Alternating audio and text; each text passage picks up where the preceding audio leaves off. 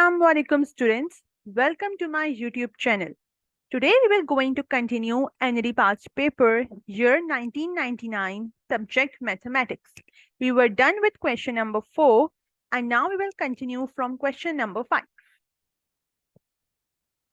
Okay, the fifth question we get is if A is equal to A transpose then matrix A. तो हमारे topic जो है वो matrices है इसके अंदर.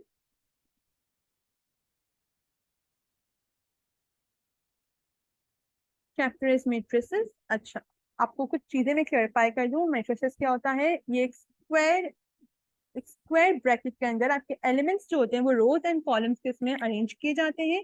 हम उसको मैट्रिसेस कहते हैं. ये आपकी ए मैट्रिक्स कहा गया है और इसका ट्रांसपोज में क्या होता है? आपके पास इंटरचेंज हो जाती हैं. ट्रांसपोज में आपकी रोज एंड कॉलम आर इंटरचेंज्ड. ठीक है, यानी आपकी कॉलम्स रो बन जाती है और आपकी रोज कॉलम बन जाते हैं. ठीक है, और हमारे पास अगर आप चाहते हैं तो मैं आपको दिखा देती हूँ एक बार ताकि आपको अगर रिवाइज हो जाए कि क्या होता है. ओके, अगर हमारे पास फॉर एग्जांपल ये एक मैट्रिक्स है 1 2 0 1. ठीक है, फॉर एग्जांपल हमारे पास ये एक मैट्रिक्स है. अच्छा, ये हमारे पास ये स्क्वायर मैट्रिक्स कहलाएगा क्योंकि हमारे पास इसमें रोज एंड कॉलम्स बराबर हैं. ठीक है, तो यहाँ तक जो टर्म दी हुई है स्क्वायर की, तो ये हमारे पास याद रखिएगा. स्क्वायर मैट्रिक्स क्या होता है? हमारे पास रोज एंड कॉलम्स जो हो वो इक्वल टू है. अच्छा, ये हमारे पास मैट्रिक्स होता है जो स्क्वायर ब्रैकेट में इनक्लोज्ड होता है और रोज एंड कॉलम्स के फॉर्म में अरेंज्ड होता है. ट्रांसपोज का मतलब होता है कि आपकी रोज कॉलम बन जाए और कॉलम्स रो बन जाए. तो इसमें आप क्या करोगे? सिंपली आप ये भी कह सकते हो ट्रांसपोज में आप ये दोनों एलिमेंट्स आपके पास इंटरचेंज हो जाएंगे अगर आपके पास 2x2 मैट्रिक्स के लिए बता रही हूँ मैं आपको ये. ठीक है, अगर 2x2 मैट्रिक्स हो यानी अच्छा ये ऑर्डर ऑफ मैट्रिसेस के लिए यूज होता है. ये हमारे पास रो बताते हैं और ये हमारे पास कॉलम्स बताते हैं. This is for row and this is for column.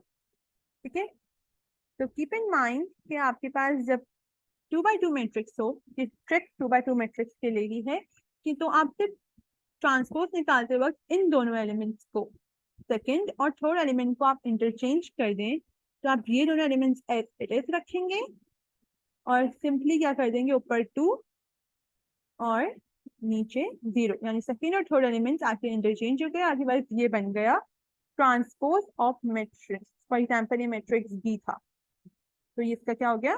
Transpose हो गया. ओके, तो हमारे पास क्वेश्चन कह रहा है कि अगर हमारे पास ए और ए ट्रांसपोज बराबर हो.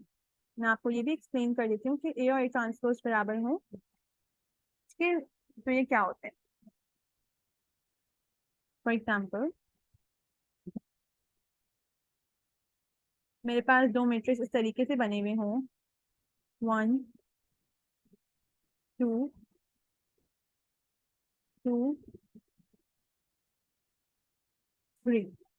अब मैं इस मैट्रिक्स का जब ट्रांसपोज लूंगी तो यू कुड सी दैट कि मैंने जब इन दोनों को इंटरचेंज किया तो मेरे पास जो आंसर आ रहा है यानी ट्रांसपोज जो आ रहा है वो इक्वल आ रहा है जो मेरा ओरिजिनल मैट्रिक्स था उसके.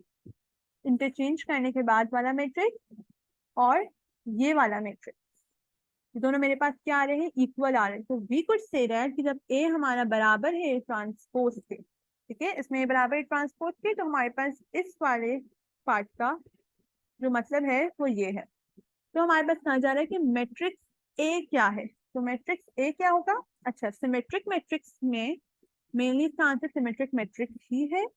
ठीक है, A is equal to A transpose हमारे पास सिमेट्रिक मैट्रिक्स की प्रॉपर्टी होती है कि सिमेट्रिक मैट्रिक्स वो मैट्रिक्स होता है जिसमें ए बराबर होता है ए ट्रांसपोज के. थ्रू सिमेट्रिक मैट्रिक्स हमारे पास वो मैट्रिक्स होता है जिसमें ए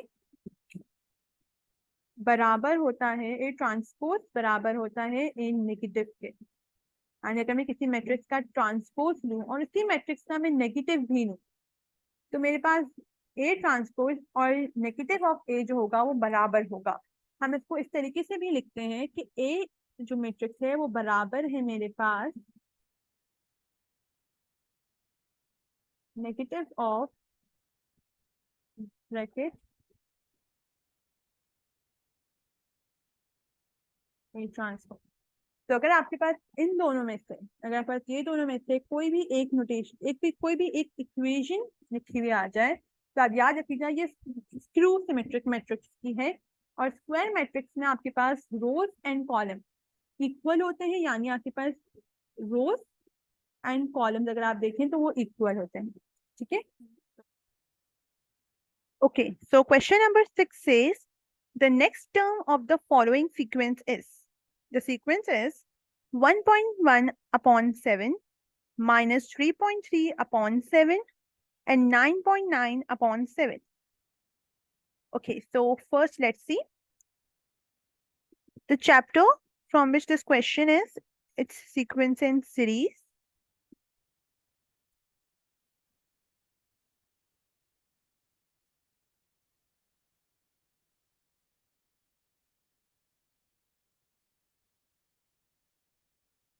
ओके, तो सबसे पहले हम थोड़ा सा रिव्यू कर लेते हैं इस टॉपिक की कुछ मेन चीजें। हमारे पास 3 टाइप्स की सीक्वेंसेस होती हैं, arithmetic, geometric and harmonic. Arithmetic sequence में हमारे पास कॉमन डिफरेंस होता है, ज्योमेट्रिक सीक्वेंस में हमारे पास कॉमन रेशियो होता है, और हार्मोनिक सीक्वेंस जो होती है उसमें भी हमारे पास कॉमन डिफरेंस होता है। लेकिन अरिथमेटिक और हार्मोनिक में डिफरेंस क्या है, दोनों अलग किस तरह है? अरिथमेटिक की जो टर्म्स होती है, हार्मोनिक उसका रेसिप्रोकल होती है। For example let me explain you 2 4 6 8। This is an arithmetic sequence as they have the common difference of 2. अब ये अरिथमेटिक सीक्वेंस है, तो हार्मोनिक सीक्वेंस क्या होगी? मैंने आपको बताया था कि रेसिप्रोकल होती है हमारे अरिथमेटिक सीक्वेंस की। तो हम देखें 1/2 हो जाएगा, ये 1/4, 1/6। ठीक है, तो 1/2, 1/4, 1/6, तो ये हमारे पास बन जाएगी हमारी हार्मोनिक सीक्वेंस। इसमें भी कॉमन डिफरेंस होता है, इसमें हम रेसिप्रोकल का कॉमन डिफरेंस निकालते हैं, और अरिथमेटिक सीक्वेंस में हम रेसिप्रोकल नहीं निकालते हैं, हम सिर्फ इन्हीं नंबर्स के जरिए सॉल्व करते हैं। ठीक है, आई होप आपको क्लियर हो गया होगा कि अरिथमेटिक और हार्मोनिक में डिफरेंस क्या है। आगे बढ़ते हैं, अब हम क्वेश्चन पर वापस आते हैं और देखते हैं कि हमारे पास क्वेश्चन में कौन सी सीक्वेंस दी गई है। अच्छा, सबसे पहले हम चेक करते हैं कि क्या ये अरिथमेटिक सीक्वेंस है या नहीं। लेट्स सी, तो 1.1 अपॉन 7, अगर मैं -3.3 अपॉन 7 को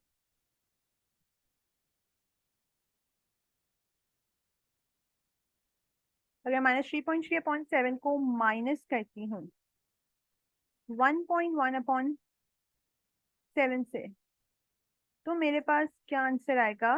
तो मेरे पास आंसर आएगा -4.4 अपॉन 7।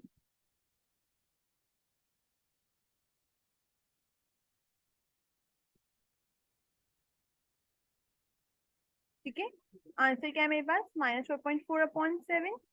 अब चेक करते हैं क्या हमारे पास बाकी दो टर्म्स में भी सेम टू सेम डिफरेंस आ रहा है।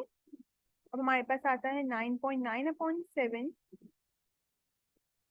हमेशा हम दूसरी टर्म्स में से, फॉर एग्जाम्पल हम हमेशा सेकंड टर्म में से फर्स्ट टर्म को माइनस करते हैं, आगे वाली टर्म्स में से पिछली टर्म को माइनस करते हैं। ठीक है, हम लगा देते हैं ताकि आप लोग कंफ्यूजन स्पेस से। ठीक है, 9.9 अपॉन 7 में से अब मैं माइनस करूंगी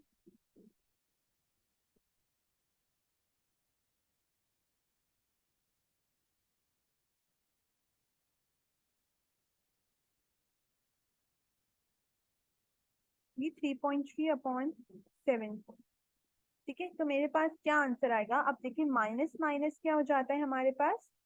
माइनस माइनस हो जाता है प्लस, तो 9.9 upon 7 plus 3.3 upon 7 will give me 13.2 upon 7, which is not the difference I want. I want -4.47 in every number, in between any two numbers.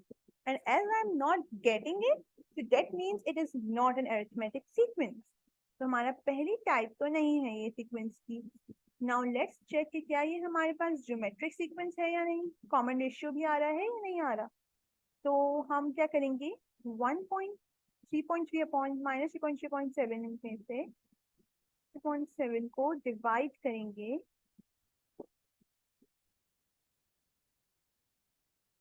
1.1 upon 7. We would divide, if I don't have division that sign, so we will use it. ठीक है, हमने division के लिए इस्तेमाल किए। अब मैं divide होता है तो हम क्या करते हैं, डिवीजन जब मल्टीप्लिकेशन में चेंज होता है तो हमारे पास जो ये वाली टर्म होती है, ये वाली टर्म होती है, उसका क्या हो जाता है, रेसिप्रोकल हो जाता है। तो what we will get, we will get multiply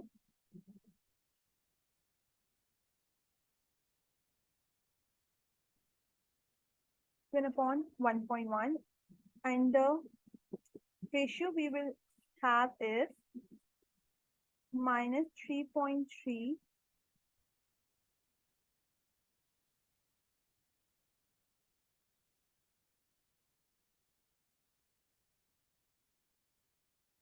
3.3 upon 1.1। अगर हम इसको फर्दर सिंप्लीफाई करेंगे तो मेरे पास आएगा -3। ठीक है, तो हमारे पास रेशियो आ रहा है -3। अब देखते हैं दूसरी बाकी दो टर्म्स जो है उसमें भी यही सेम टू सेम रेशियो आ रहा है या नहीं। तो हम 9.9/7 को डिवाइड करेंगे -3.3/7 से।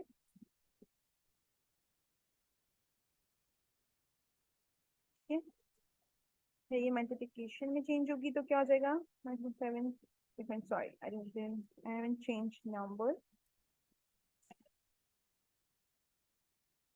9.9/7 को हम डिवाइड करेंगे, 9.9/7 को हम डिवाइड करेंगे -3.3/7 से। तो what we would gate,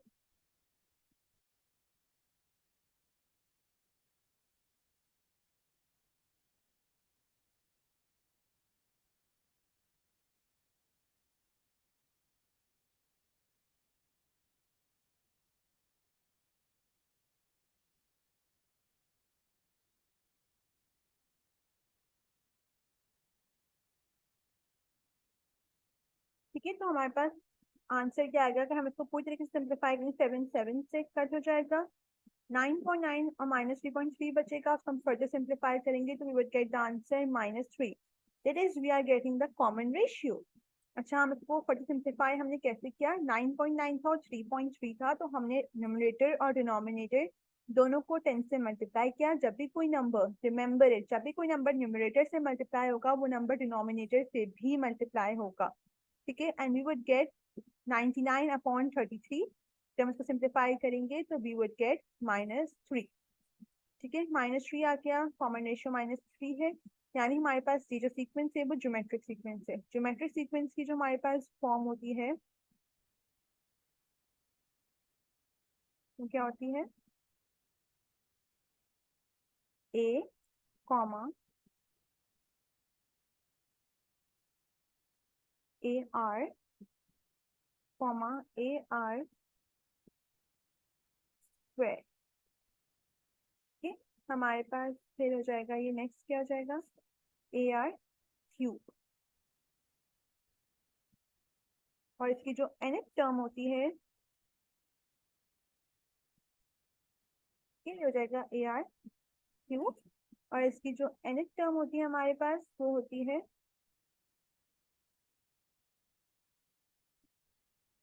A R n-1। ठीक है, अब आपको निकालनी है हमारे पास कौन सी सीक्वेंस, कौन सा टर्म आपको निकालनी है, आपको निकालनी है fourth term of the sequence. तो हम इसको क्या लिखेंगे, हम क्या करेंगे, हमारे पास जो हमें निकालनी है वो फोर्थ टर्म है, तो हम क्या लिखेंगे, n की जगह जो लिखेंगे वो लिखेंगे 4। ठीक है, हमें दिया हुआ है, हमें a दिया हुआ है जो है 1.1/7, ए आर दिया हुआ है जो हमारे पास है -3.3/7, और हमारे पास फोर्थ थर्ड टर्म जो दी हुई है जो ए आर स्क्वायर है वो क्या है हमारे पास 9.9/7। और अब हमें निकालनी है हमारी फोर्थ टर्म जो है AR क्यूब। अब AR क्यूब हम किस तरीके से निकालेंगे? AR क्यूब हम निकालेंगे, या फिर आपको अगर कभी कभी ऐसा तो होता है कि आपको बहुत सारे नंबर्स दिए गए हो, आपको 50 टर्म पूछी हुई हो, 20 टर्म पूछी हुई हो, तो उस वक्त आपके पास ये करना थोड़ा मुश्किल हो जाता है। यानी आपको ये पूरी सीक्वेंस लिखकर आप 20 टर्म तक जाएंगे, इतना तो टाइम होगा नहीं हमारे पास पेपर्स में। तो हम सिंपली ये जनरल टर्म यूज करते हैं जिसके अंदर हम एन के अंदर वो टर्म इंक्लूड करते हैं जो हमने निकालनी है। यहाँ पे हमें फोर्थ टर्म निकालनी है, तो आप एन की जगह क्या लिखेंगे? 4। तो आप एन की जगह 4 लिखेंगे तो 4 - 1 हो जाएगा आपके पास 3। तो AR क्यूब किसके बराबर होगा? Fine, we would have 1.1/7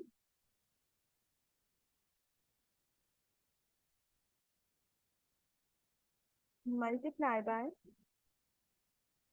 are. R क्या है हमारे पास? -3। और इसका हमें निकालना है क्यूब।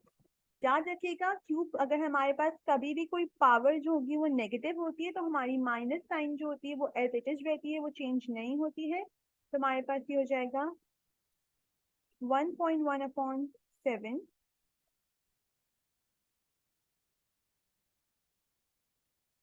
1/7 मल्टीप्लाई बाय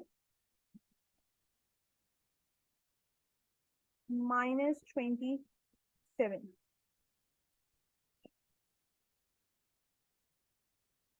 ठीक है, -27 and then you would get the answer. इसको हम सिंप्लीफाई करेंगे तो हमारे पास जो आंसर आएगा वो आएगा, जो हमारे पास आंसर आएगा वो क्या आएगा? 29.7। ठीक है, हमारे पास जो आंसर आएगा वो आएगा, जब हमने 27 को मल्टीप्लाई किया 1.1 के साथ तो हमारे पास आएगा 29.7। और क्योंकि हमारे पास -27 था तो इसकी माइनस साइन भी हमारे पास आंसर में आ जाएगी। तो इस हिसाब से हमारे पास जो आंसर हुआ वो है डी। ठीक है, तो डी हमारे पास हमारा फाइनल आंसर है। याद रखिएगा, साइन लगाना कभी भूल जाते हैं तो आप, तो ये आपको कंफ्यूज करने के लिए दिया हुआ है। तो हमारे पास जो आंसर आ रहा है माइनस साइन वाला है, तो इसलिए हमने क्या किया है? डी को सेलेक्ट किया है। आई होप आपको ये क्लियर होगा। अब हम नेक्स्ट क्वेश्चन पे आते हैं। The nth term of the following sequence is. ये भी सीक्वेंस एंड सीरीज चैप्टर का क्वेश्चन है। अब हमारे पास इसमें हमें nth टर्म निकालनी है। nth टर्म लास्ट टर्म को कहते हैं, टर्म को nth टर्म भी कहा जाता है। ये हमारे पास जनरल फॉर्म होती है nth टर्म की।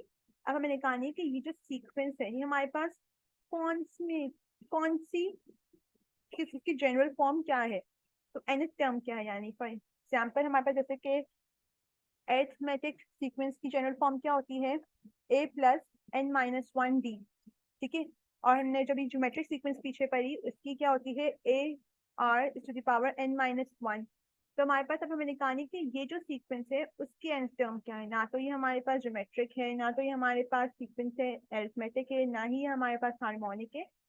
ठीक है, तो हम कैसे निकालेंगे? इसका इसी तरीका ये होता है कि आप हर के अंदर, यानी आप ए ऑप्शन के अंदर ये टर्म्स इनपुट करें। यानी अगर आप ये देखेंगे कौन सी हमारे पास फर्स्ट टर्म है, ये सेकंड है, ये थर्ड है और ये फोर्थ है। तो आप क्या करेंगे? फॉर एग्जाम्पल हम ऑप्शन ए को देखते हैं पहले कि क्या ऑप्शन ए हमारा आंसर है या नहीं। एन के अंदर मैंने डालूंगी 1, उसका स्क्वायर,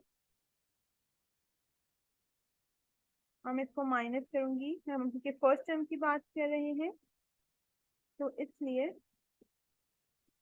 हम इसको माइनस करेंगे। एन की जगह हम लिखेंगे हमारे पास कौन सी टर्म है, तो हमारी जीरो जो है वो फर्स्ट टर्म है। अब हम इसके अंदर पुट करके देख रहे हैं कि हमारे पास आंसर जीरो आता है या नहीं। तो अगर आप देखें तो 1 का स्क्वायर 1, उसको माइनस किया 1 से तो हमारे पास आंसर आया जीरो। तो हमारा रिक्वायर्ड आंसर यानी हमारे पास जीरो आंसर आ रहा है। अब लेकिन हम एक करके चेक नहीं करेंगे, कभी कभी इस तरह भी करते हैं कि पहली सेटिस्फाई हो रही होती है, दूसरी भी सेटिस्फाई हो रही होती है, लेकिन थर्ड सेटिस्फाई नहीं हो रही होती।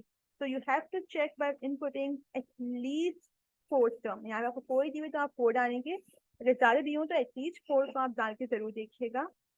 ठीक है, अब हम देखते हैं कि हमारे पास सेकंड हो रही है या नहीं। तो 2 हमने लिखा, n is the term, okay. n आपके पास ये वाला नंबर नहीं होता, याद रखिएगा, गलती से ये मत इनपुट करिएगा। n जो वो टर्म ये नंबर जिस टर्म पर लाई कर रहा होता है आप वो लिखते हैं। देखिए 6 हमारे पास सेकंड टर्म पर लाई कर रहा है। अब हम देखते हैं कि हमारे पास आंसर रिक्वायर्ड आता है या नहीं आता। 2 की पावर क्या है, 2 की पावर 2 है तो ये जाएगा 4, 4 माइनस 2 इज नॉट 6, 4 माइनस 2 हमारे पास होता है 2, तो हमारे पास ये वाली पहले वाला तुम्हारा आंसर नहीं है। अब आते हैं हम सेकंड वाले पे, ऑप्शन बी पे, n square minus 2n, what do you think, would it be the answer? इसमें तो पहले ही सेटिस्फाई नहीं हो रही है। n का स्क्वायर क्या, और अगर मैं इसको 2 से मल्टीप्लाई कर दूंगी तो मेरे पास तो हो जाएगा 1 का square minus 2 which would give मी -1। इसमें तो मेरे पास पहली टर्म सेटिस्फाई नहीं हो रही है, तो ये भी कैंसिल हो गया। थर्ड देख लेते हैं, n का क्यूब माइनस 2n, अगर मैंने 1 का क्यूब निकाला तो मेरे पास 1 ही आएगा, मैं इसको माइनस करूंगी 2/1 से तो मेरे पास वापस से वही आंसर आएगा। तो ये भी नहीं हो रही, ये भी नहीं हो रही, तो हमारे पास क्या बचा, डी।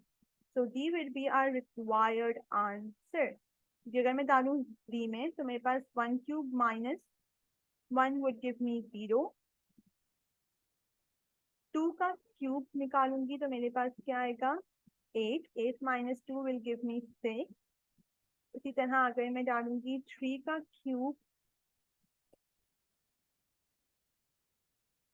माइनस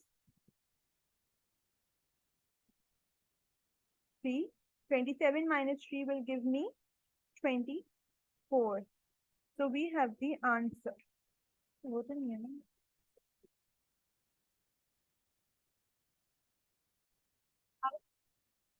आई होप आपको ये 3 क्वेश्चंस आज के समझ आ गए होंगे। We will proceed with other questions in the next video. Thank you for watching.